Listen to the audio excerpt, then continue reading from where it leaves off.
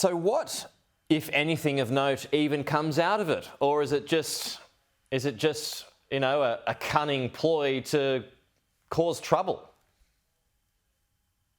I think there's two reasons why the Chinese government would want this meeting to take place. The first is they're signalling back to home.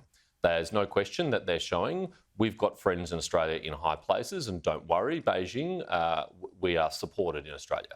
But the other thing they're doing is they're signalling here to Australia. They're saying, even at your highest levels, amongst your exalted former leaders, we've got friends, and don't forget that.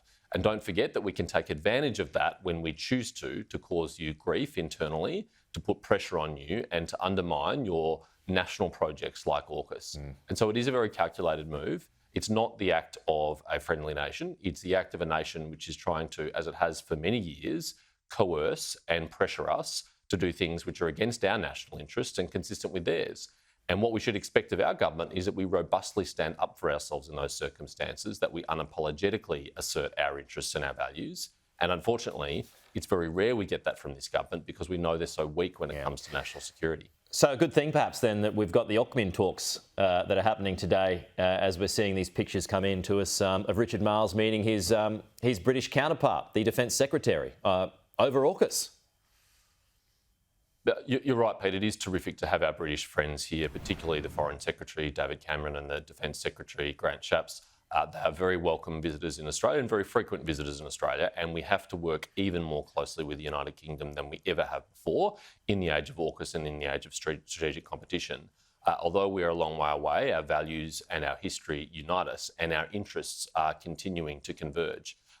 We have the same interests in Europe when it comes to Russia's war in Ukraine, and we have the same interests in the Indo-Pacific in terms of preserving the peaceful status quo in the Taiwan Straits, in the South China Sea, in the East China Sea and elsewhere.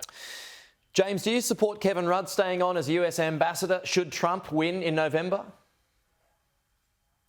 I want Kevin Rudd to succeed as Australia's ambassador to Washington DC. It is in our national interest that he does well there for our country. And in fact, I've visited Kevin in DC as ambassador, and what I observed is that he is diligently applying himself to that task. He's obviously a capable person.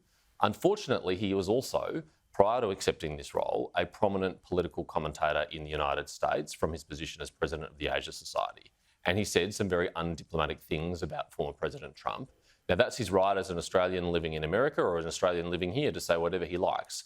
But if you're going to be an ambassador to a country, or you anticipate you might be, you have to be a bit more circumspect about what you say. And let's remember, Kevin Rudd was Anthony Albanese's captain's pick for this job, over the objections of other ministers in the government, including apparently Penny Wong, which is why the appointment took so long and they had to extend Arthur Sinodinos in the role. And so if he does have to come home because he can't work with the Trump administration, that will reflect on one person and one person only, and that's Anthony Albanese and his poor judgment. Okay. James Patterson, appreciate your time. We've got to go.